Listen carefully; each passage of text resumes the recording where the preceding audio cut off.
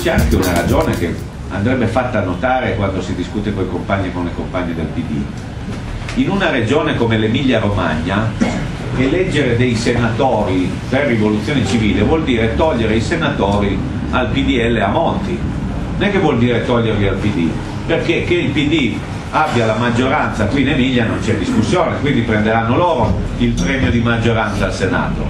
Vuol dire che noi, se superiamo l'8%, andiamo a prendere dei senatori nella quota di minoranza del Senato. Sono tutti senatori tolti a Monti, a Berlusconi, forse a Grillo, ma diciamo principalmente alle due destre.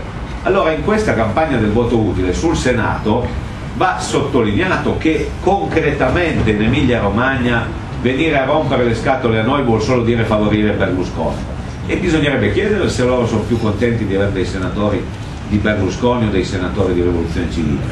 Così come lo stesso discorso forse si può fare anche alla Camera, perché al di là di tutte le balle sui sondaggi è evidente che Bersani, Vendola e Tabacci arriveranno uno nelle elezioni e quindi avranno il loro bel premio di maggioranza col 55% dei deputati.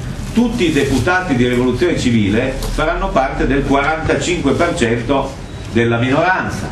Più deputati abbiamo noi, meno ne ha Monti e meno ne ha Berlusconi. Io credo che questo vada fatto notare, perché questa campagna ha un livello di demagogia assurdo, come se ci fosse il rischio che Berlusconi abbia la maggioranza al Senato. È una cosa che non sta né in cielo né in terra, non esiste, è una pura fiaba che non esiste nei numeri. In realtà tutta questa campagna è finalizzata unicamente a romperci le scatole e a cercare di toglierci di mezzo.